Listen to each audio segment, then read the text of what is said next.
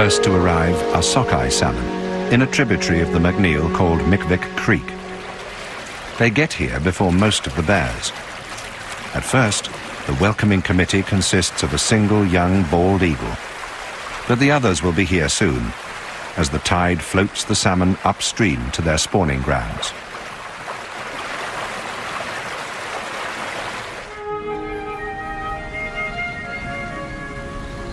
When they arrive, Teddy keeps Tuffy to the higher ground while she makes sure that the coast is clear.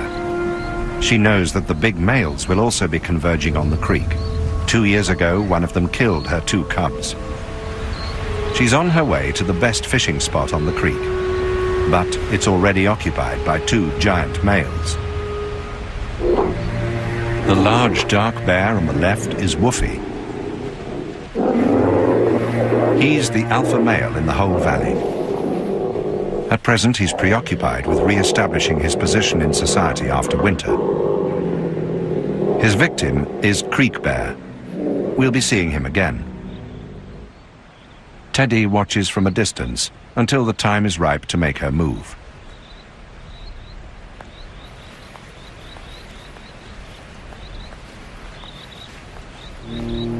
Woofy swaggers away, using what's known as the cowboy walk, emphasizing his bulk and strength.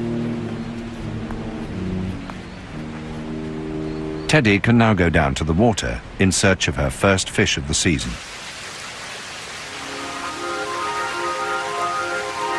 The salmon are held up on their runs by falls and rapids in the river, and these are the best places to catch them. As her mother goes down to the falls, Tuffy stays timidly up on the bank, where she can make a run for it if another bear suddenly turns up.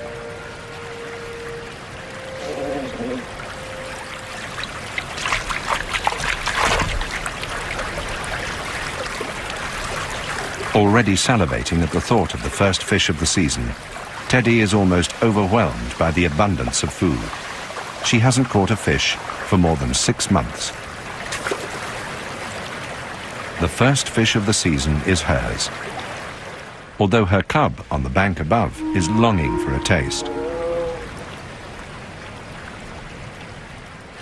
Teddy needs to replenish her fat reserves after the long fast of winter.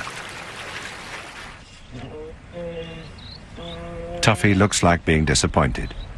Other bears are arriving to interrupt her mother's fishing. This is Jewel and her 2 cubs, also on the way to the falls.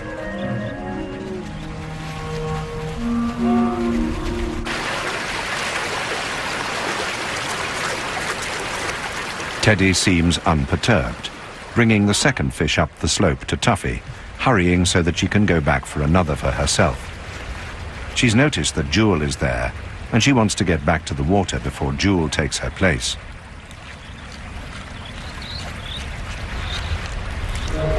Jewel is thin and hungry after the winter. She's desperate to fish. But first, she must make sure that her exuberant cubs are in the right place where she can see them, and that could take some time. It's not long since she was a cub herself, and she enjoys the rough and tumble.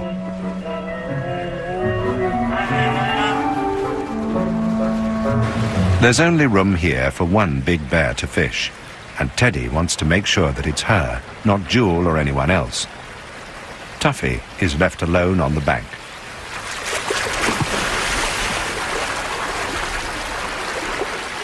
But as Teddy enjoys herself in the clear pool, her cub's gloom increases. Jewel and her family are coming nearer. But Tuffy is her mother's daughter, an alpha female in the making. She's not about to back down. One reason for Teddy's lack of concern is that Jewel is very young and well aware of Teddy's high status. She can be fairly confident that the younger bear won't harm Tuffy.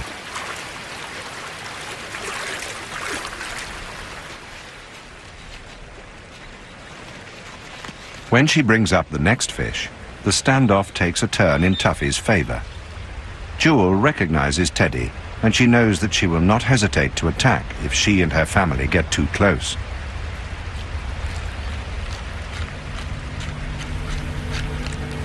Jewel soon has a reminder of the senior bear's power. Teddy will go to any lengths to defend her youngest daughter. Jaw clacking shows how tense and stressed Teddy is. But there are fish to catch, and the water calls.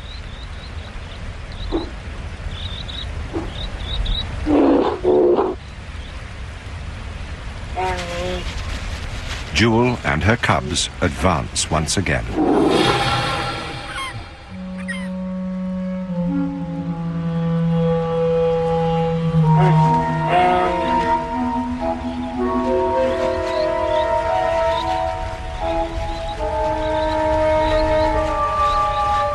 Tuffy holds her ground, but this time not her fish.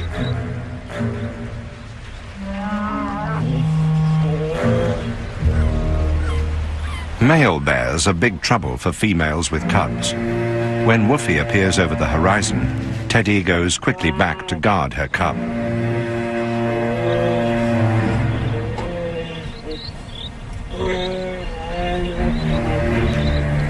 Woofy is the dominant alpha male hereabouts, but not because of his size. At 600 kilos and nearly 3 meters tall, he's not the biggest bear in the valley, but he is by far the most aggressive.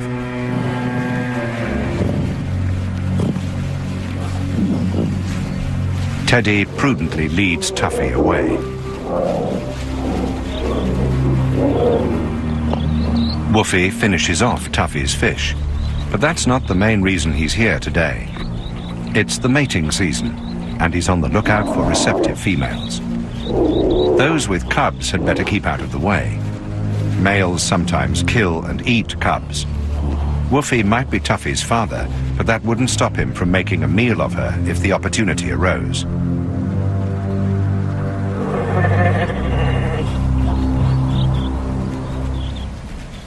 Jewel and her cubs finally get the chance to go fishing. The cool water on a warm day, with salmon plentiful, makes the long wait worthwhile.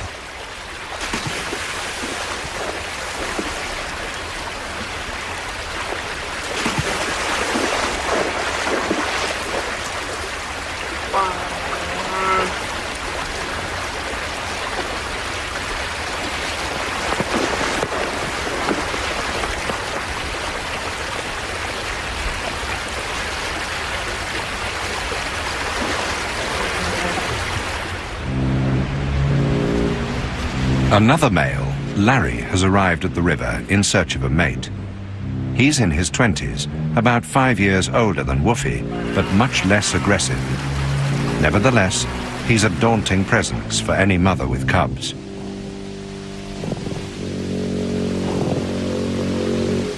When he arrives, Jewel and her cubs leave the pool.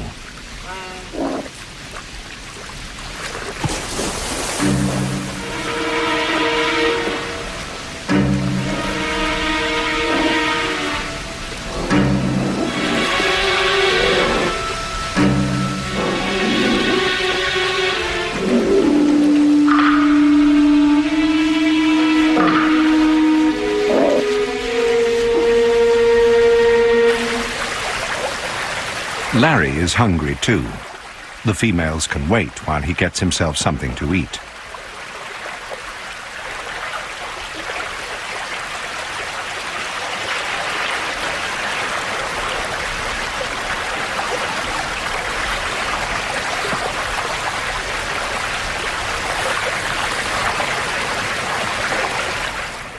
Jewel takes her cubs to a safer place away from the forthcoming violence of the breeding season, while Larry feeds quietly in the stream.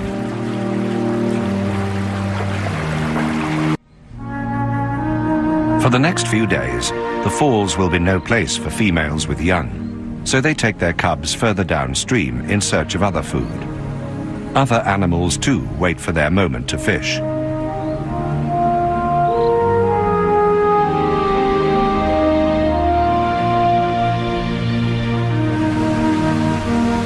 The mothers will keep to the higher ground, well above the banks of the creek, out of the way of marauding males.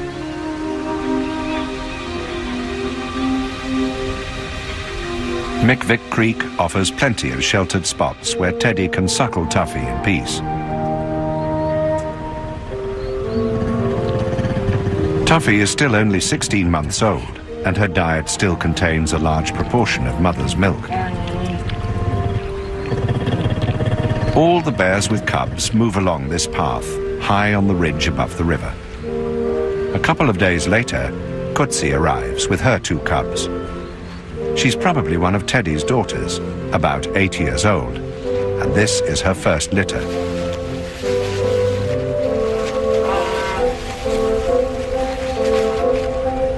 But Teddy and Tuffy are in the way, and the cliff stands between Kutsi and her cubs and the water. There's no easy way down while Tuffy and her mother block the route.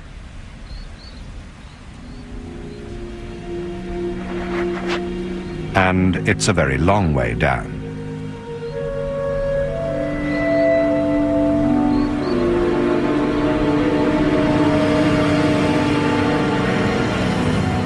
Kutsi and her family will have to run the gauntlet of Tuffy's possessiveness.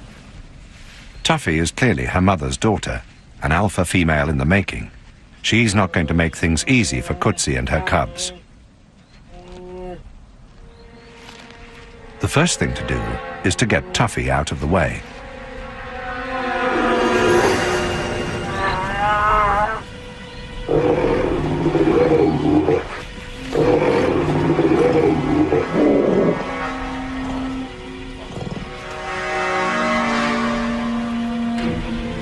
But she won't back down. When the time comes, Tuffy will inherit her mother's mantle as senior female in the valley.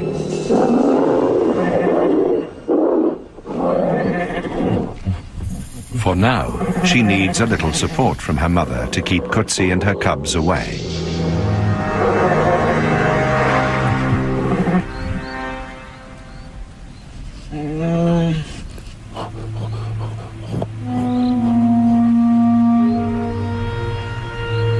So there's nothing for it but to try the climb. It's easy enough for Kutsi, but very dangerous for the cubs.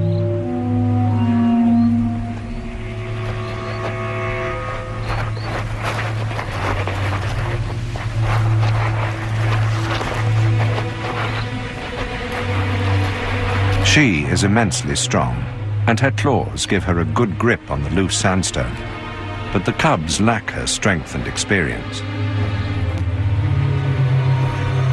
Cubs have died on this cliff in the past.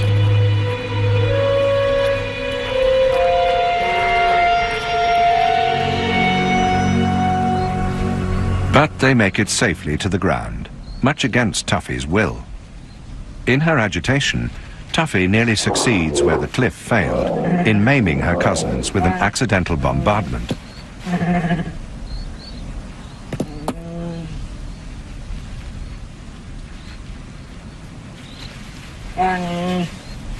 Now that they're on the lower ground, Kutsi and her cubs must keep a sharp lookout for dangerous male bears.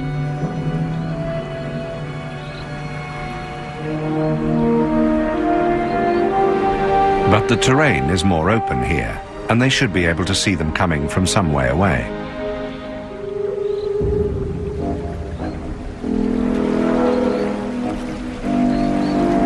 Creek Bear has come back. He's a big senior male, about 15 years old. He was given his name because he arrives early every year at Mick Creek to take the chance of mating before Woofy gets there. He checks the droppings of a young female he's met on the shore. She is ready to mate.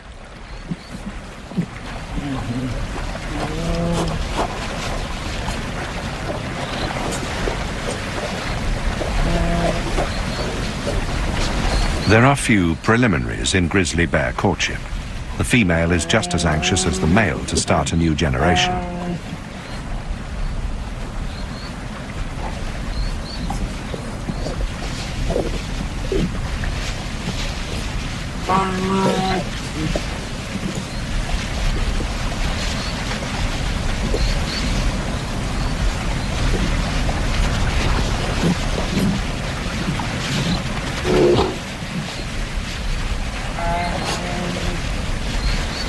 Mating can take as long as an hour if the bears are undisturbed.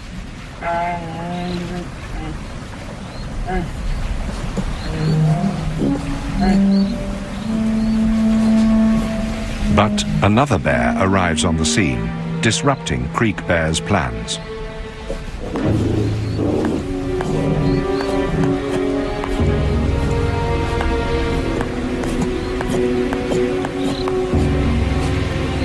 As the first female moves away out of range, he sizes up the newcomer.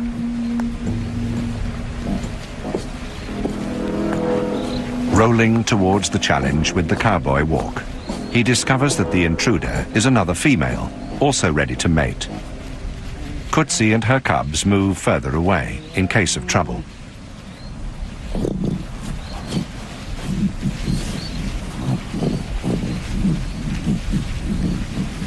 And there is trouble on the way. Even while Creek Bear is mating, Kutsi and her cubs see Larry coming over the hill.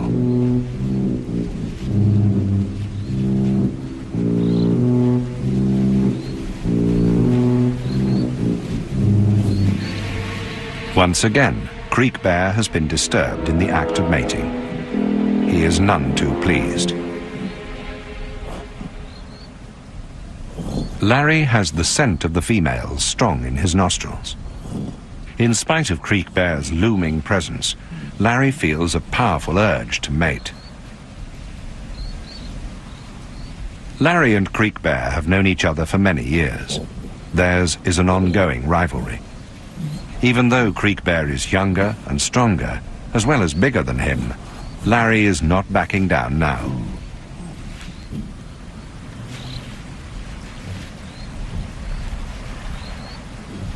As his rival swaggers up to him, Larry has decided to stand his ground.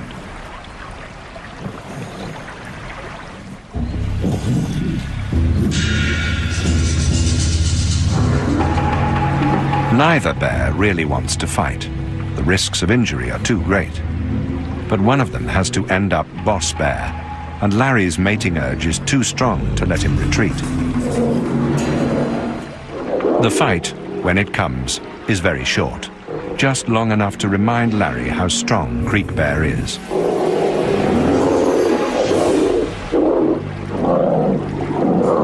After a little more huffing and puffing, it's over.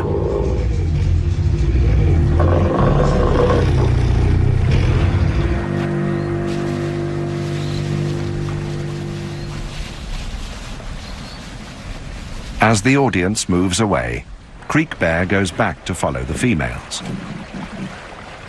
They'll be receptive for only a week or so this season, and he wants to take every chance he can to mate with them.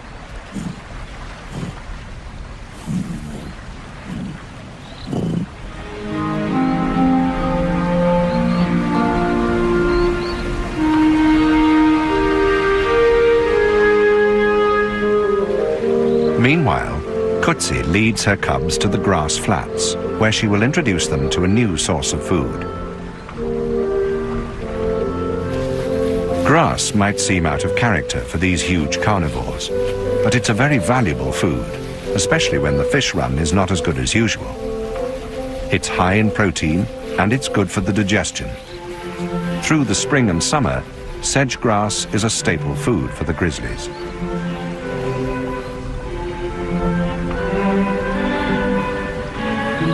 The grass flats along the lower river provide a plentiful supply. After her busy and stressful morning, Kutsi leads her cubs away for a rest. Kutsi's cubs are 18 months old, like Tuffy, and they still depend on their mother for milk, which makes up most of their diet.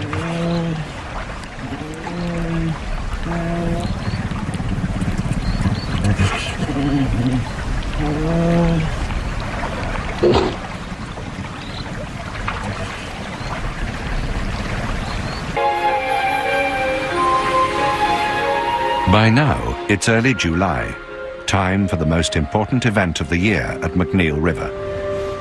This is why these great carnivores gather here, forming the greatest concentration of brown bears in the world. The snow has melted from the mountains, watering wind-swept meadows of grasses and flowers, all in full bloom.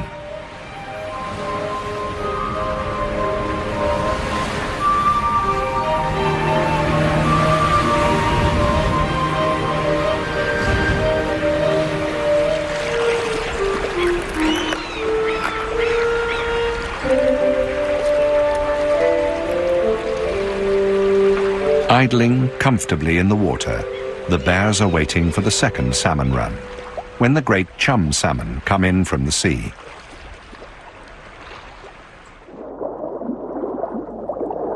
Chum salmon usually arrive in huge shoals numbered in tens of thousands. This year, for some reason, the run is late and slow to start, but there are still fish to be caught. Salmon are the reason that the brown bears here are among the biggest in the world. They supply not only protein to allow the bears to grow to a huge size, but also abundant fat to build up their reserves for the winter. When the fish arrive, the bears are ready.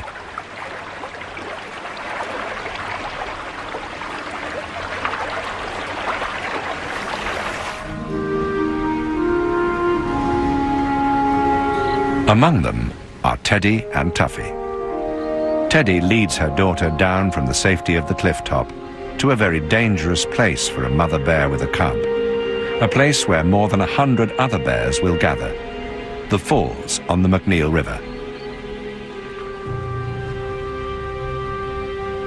Teddy knows the dangers, but she also knows that she has special standing in this society as the alpha female in the valley. With luck, her reputation for aggression will protect Tuffy from the worst excesses of the violence that is about to begin.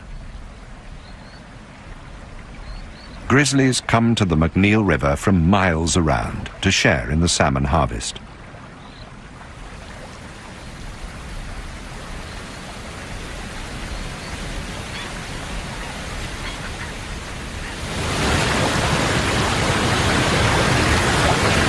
The river is a mainstay in their lives. Swollen with meltwater, it provides a highway for the salmon and thus a larder for the bears. Early in the season, big males dominate the scene.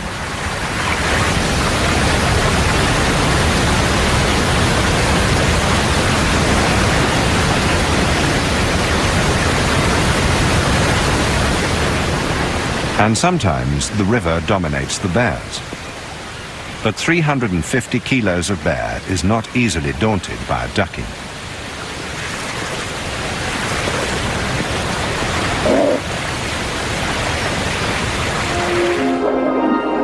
For the chum salmon, this is the climax of their life. After they've spawned, they will die. Resting behind rocks from the strength of the main current, they emerge to force their way upstream, powering their way up the falls, driven by an ancient instinct to the spawning grounds. The bears have only to wait for them. The best fishing spots are held by the biggest and most aggressive males. Sterling is the biggest bear on the whole river, holding a good place by virtue of his sheer size. Woofy is not so big, but what he lacks in bulk he makes up for in ferocity. He rarely catches his own fish. He relies on the power of his personality to supply him with food. In other words, he's a professional, full-time thief, benefiting from the efforts of others.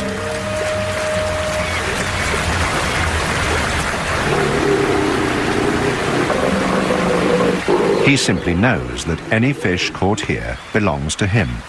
He's prepared to fight for it, and has the scars to prove it. Most other bears simply give him their catch, and go out to find more. He's been getting away with it for years.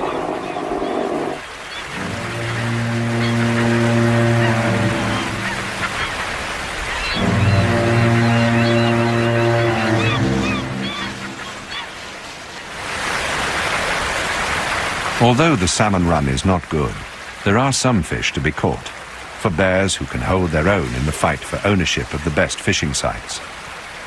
For those bears forced to dive in open water, the pickings are not quite so good.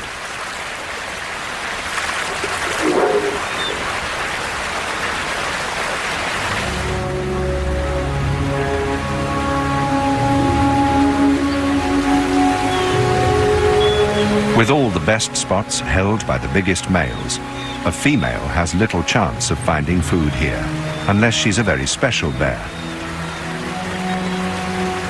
Teddy is a very special bear. She's been coming here for every one of her 21 years. Her mother brought her here as a baby. She knows the place well, and she knows how to look after herself. With so many hungry male bears about, it's a very dangerous place for a small cub. Teddy must find a balance between her hunger and the need to protect Tuffy from danger. Where the big males are fighting over the fish, she will keep well away.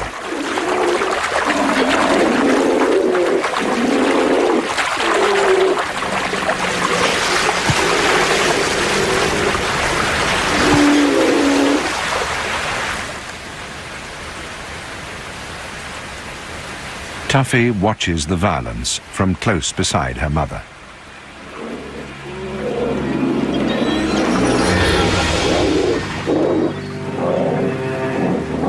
Sterling, the giant, is once more robbed by Woofy.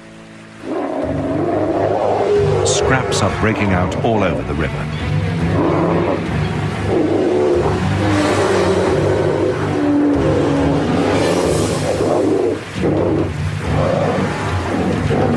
It's not all about food. There are important matters of status to be decided. The fights over salmon serve to maintain the order of dominance among the big males.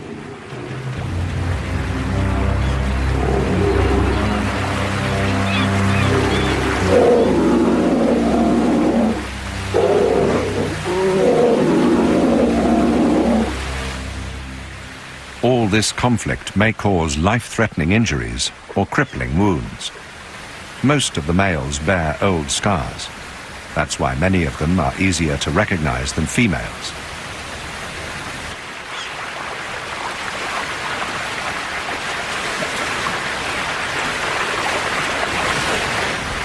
The safest course of action once a bear has caught a fish is to get out of the water and away to a secluded place where he can eat it alone.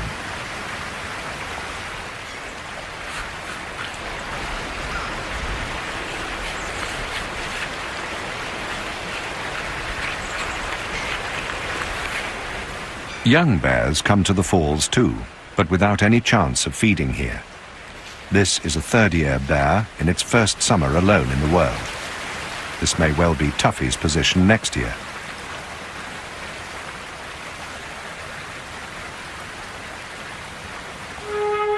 But for now, Tuffy is with her mother and in a very privileged position.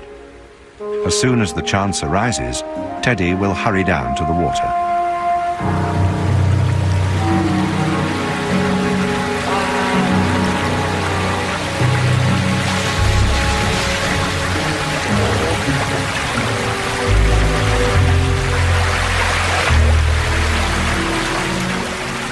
This is one of the worst positions of the falls. All the others are taken by males. But Teddy is very good at fishing. She's the only female with a cub to fish here. Weeks later, when the males have eaten their fill, anyone will be able to come. But for now, Teddy, the alpha female, is the only one that dares fish among the belligerent males. Tuffy is very uneasy. She can't go too far from her mother, but her mother is in the river with all the fierce big bears. A male catching a fish and leaving the water, himself in fear, is enough to send Tuffy scrambling up the bank.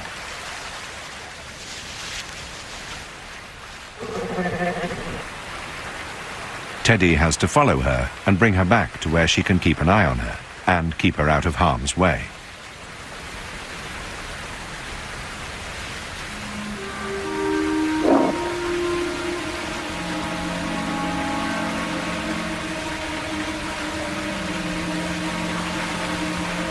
As the weeks go by, there's an uneasy air at the falls this year, and all the bears are nervous. The salmon run hasn't happened.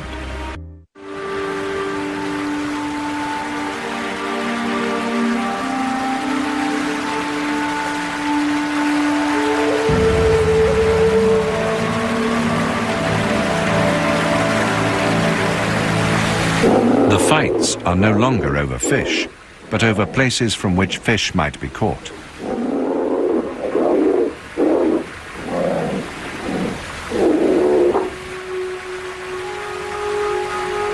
Suddenly, Teddy notices something in the water. Fish at last. Finally, a school of chum salmon has found its way up to the falls.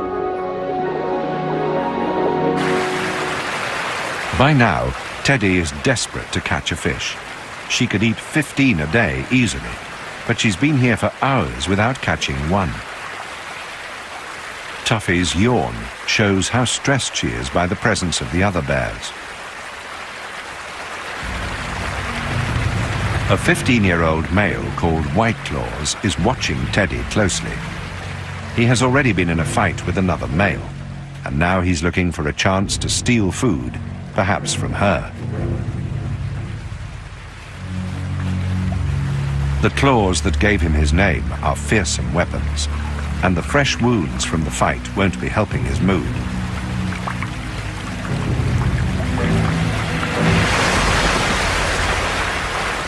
As Teddy fishes, she must keep a close watch on White Claws. He obviously means her no good.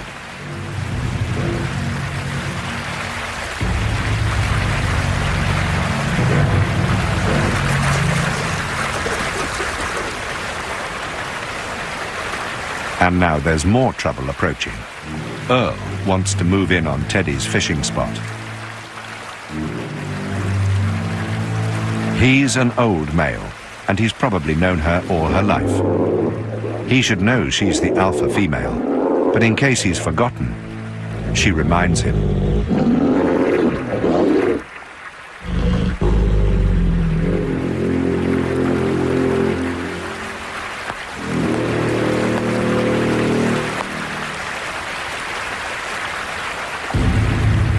But White Claws is younger and less easily intimidated.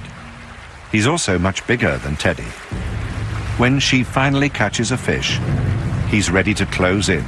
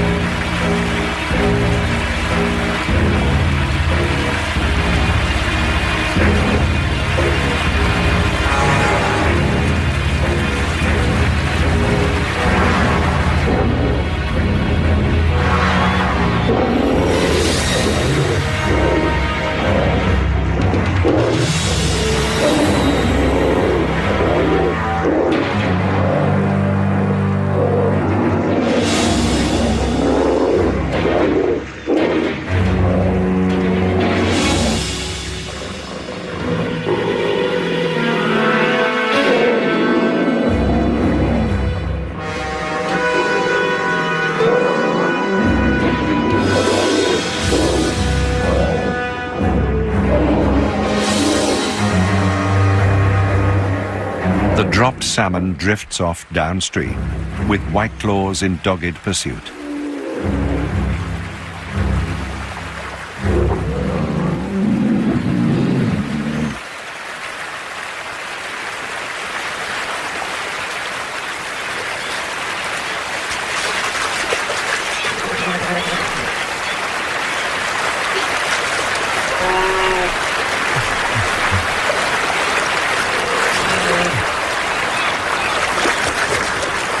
While White Claws is preoccupied, Teddy catches another fish. This time, she runs off up the hill with it, looking for Tuffy. But the cub can see what her mother can't. White Claws is on her tail. When Teddy sees him, she bolts the fish as the younger bear comes up the hill after her.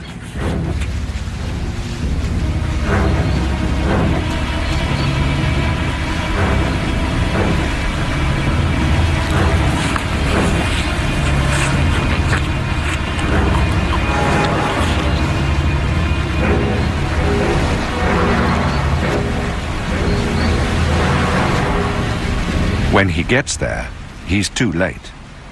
But Tuffy still hasn't eaten. Teddy goes to the river one more time. She is nothing if not tenacious.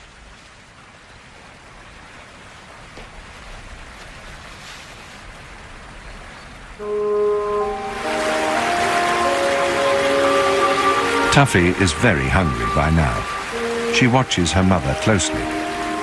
What she learns now will stand her in good stead in summers to come. This time next year, she will have to find her own food. Is this third time lucky? Perhaps Teddy will be able to share this fish with her hungry daughter without being disturbed.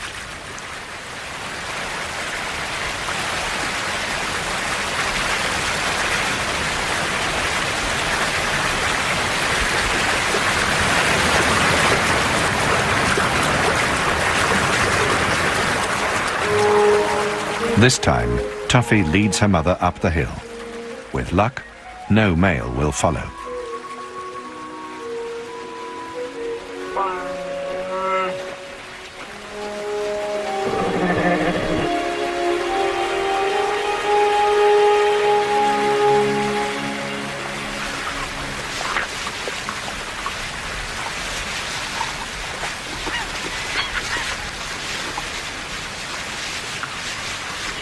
Normally, by this time of year, McNeil Falls is open to all comers, including mothers and their young.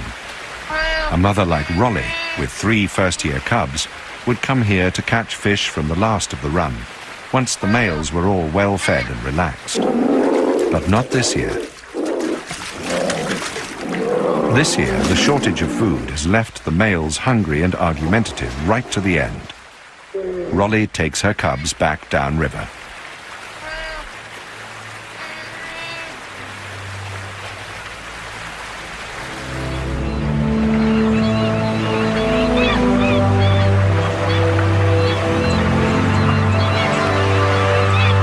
Below the falls, females with cubs are much safer.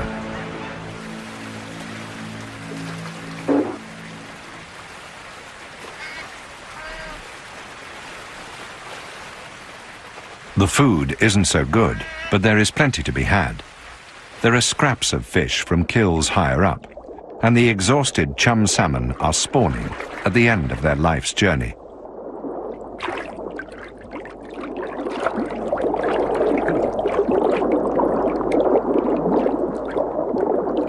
Their muscles are breaking down now, and they spend the last of their energy laying eggs in the gravel. They will protect them with the last of their strength until they die.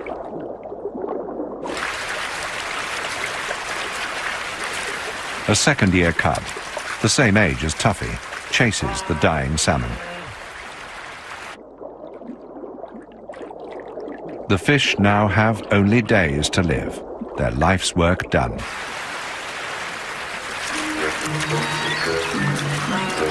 This is the best time for a cub to learn how to catch salmon, when the fish are tired and slow, and the cub is away from the pressures of the aggressive males.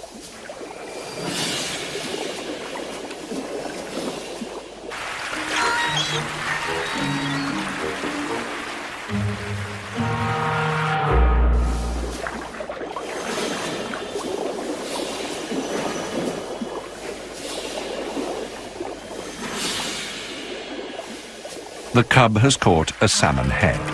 Not exactly a triumph of the fisherman's art, but a significant meal for a young bear.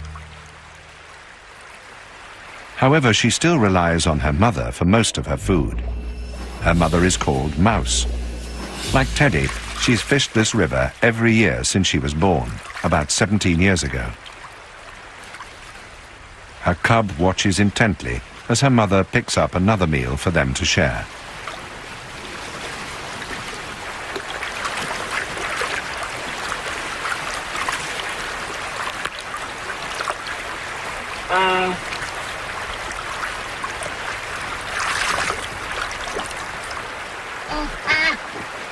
Here, away from the tensions of the falls, cubs can play in safety, learning the skills they will need later and sharing the food with their mothers. Rolly and her cubs are at ease here, feeding on the spawned-out salmon.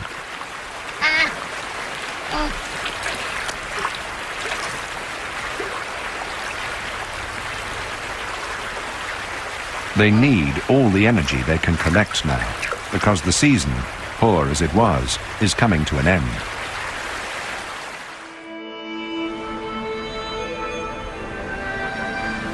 It's now late August, autumn on the Alaska Peninsula. The grass and flowers have gone to seed, and there's a chill in the air that speaks of the coming winter.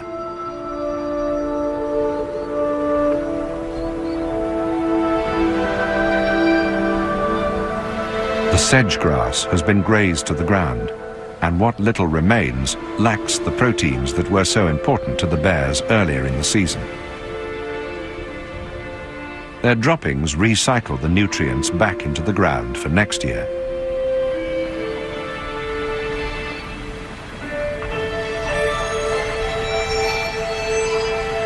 On a dreary morning at the end of a disappointing season, there's a strong sense that time is running out. Most of the bears have left McNeil Falls in the search for better fishing elsewhere before it's too late. There are still a few males hanging on, dominating the best fishing spots, but they're not catching much.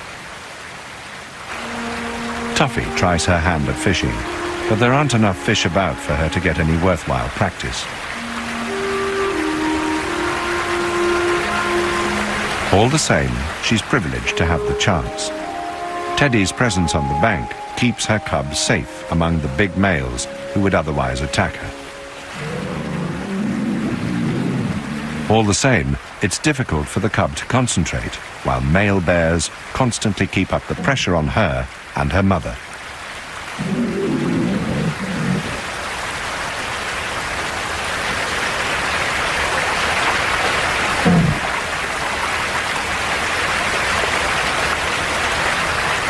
The two keep close together in the face of the threat of aggression.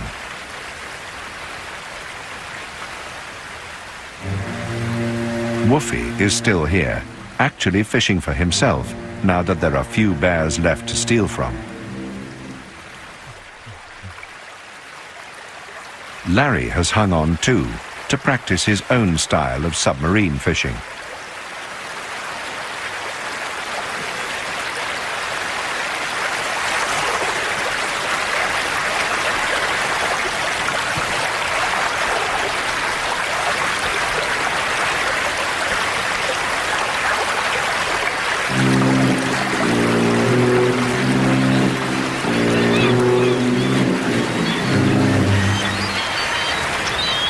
When Woofy sees that he has been successful, he moves in for the umpteenth time this summer and casually relieves Larry of the remains of his meal.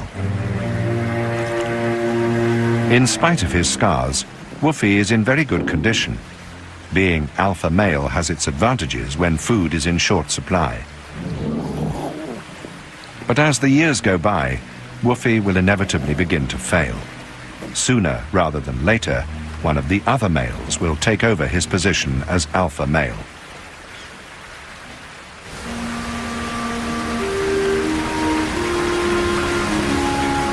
Meanwhile, Teddy and Tuffy are still fishing.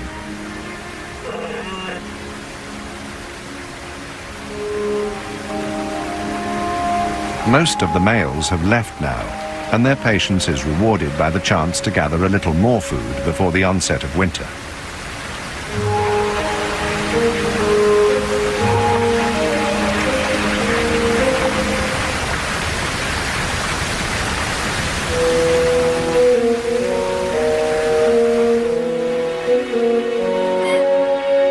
At this time of year, every mouthful is vital. Both mother and daughter need to put on as much weight as they can before they hibernate.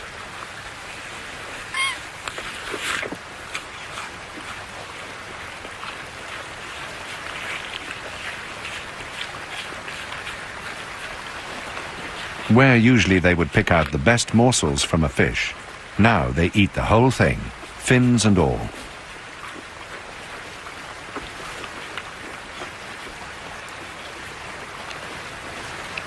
Even tiny scraps from between their claws cannot be allowed to go to waste. As it turns out, this will be their last meal at McNeil this season. Earl, the cantankerous old fish stealer, is still here. Although she beat him off earlier in the season, Teddy has no wish for any further confrontations. This time, he's content to clear up the place where the two of them were feeding. But Teddy knows that he won't go away. He'll be on hand when she catches her next fish, if there is a next one, and the pressure will be unrelenting.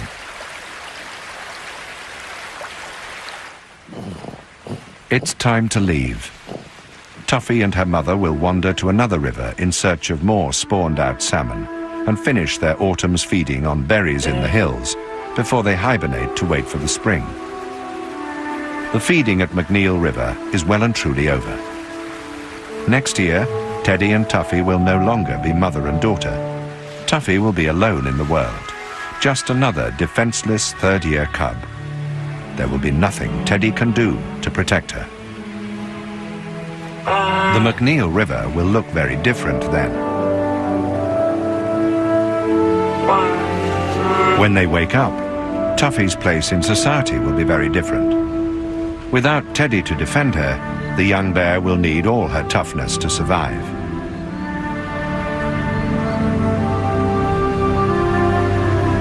It was a strange summer this year, but the next will be stranger still for the little alpha female in waiting, ambling back over the hills with her mother into an unknown future.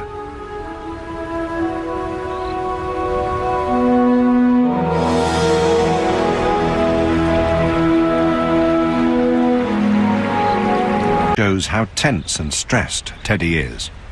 But there are fish to catch, and the water calls.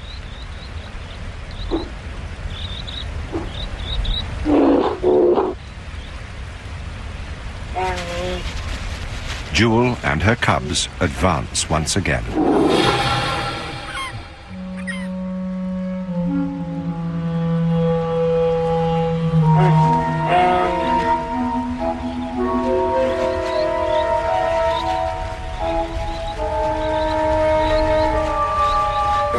Tuffy holds her ground, but this time not her fish.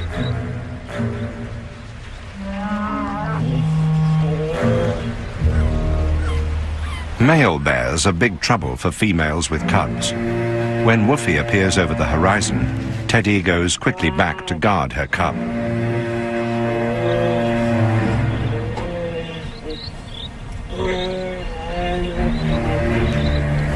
Woofy is the dominant alpha male hereabouts, but not because of his size. At 600 kilos and nearly 3 meters tall, he's not the biggest bear in the valley, but he is by far the most aggressive.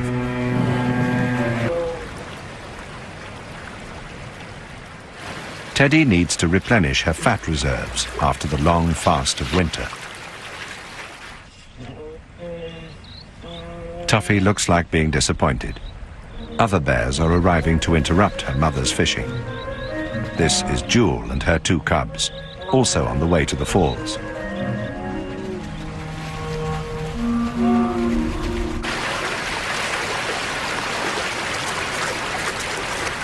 Teddy seems unperturbed, bringing the second fish up the slope to Tuffy, hurrying so that she can go back for another for herself. She's noticed that Jewel is there, and she wants to get back to the water before Jewel takes her place.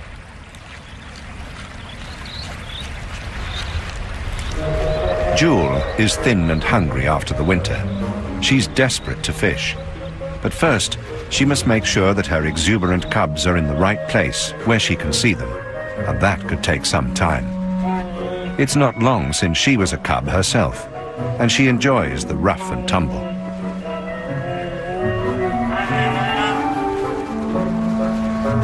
There's only room here for one big bear to fish, and Teddy wants to make sure that it's her, not Jewel or anyone else. Tuffy is left alone on the bank.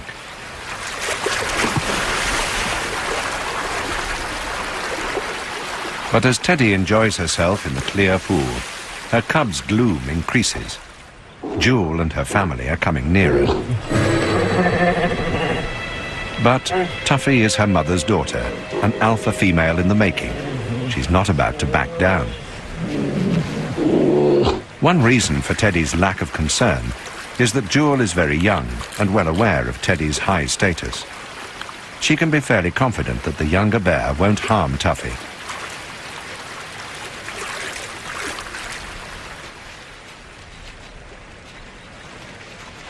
When she brings up the next fish, the standoff takes a turn in Tuffy's favor.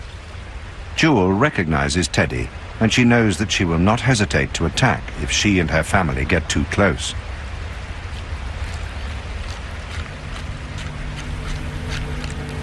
Jewel soon has a reminder of the senior bear's power. Teddy will go to any lengths to defend her youngest daughter. Jaw-clacking, Teddy watches from a distance until the time is ripe to make her move.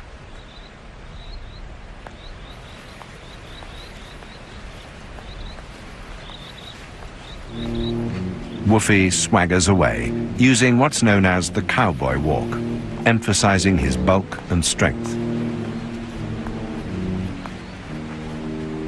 Teddy can now go down to the water in search of her first fish of the season.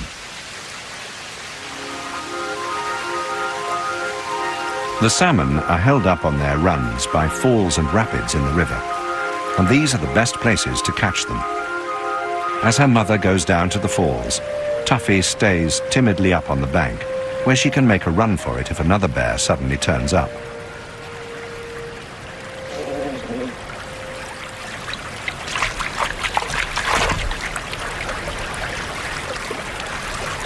Already salivating at the thought of the first fish of the season, Teddy is almost overwhelmed by the abundance of food.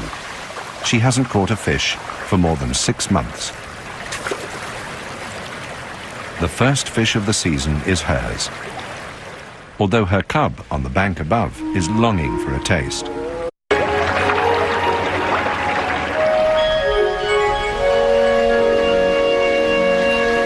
First to arrive are sockeye salmon in a tributary of the McNeil called Mickvick Creek. They get here before most of the bears.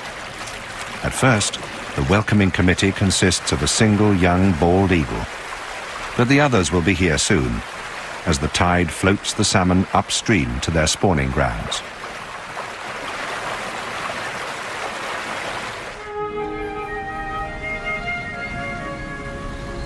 When they arrive, Teddy keeps Tuffy to the higher ground while she makes sure that the coast is clear.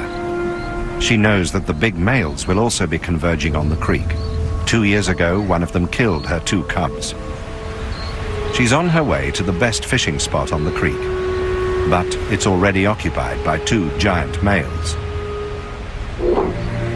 The large dark bear on the left is Woofy. He's the alpha male in the whole valley. At present, he's preoccupied with re-establishing his position in society after winter. His victim is Creek Bear. We'll be seeing him again.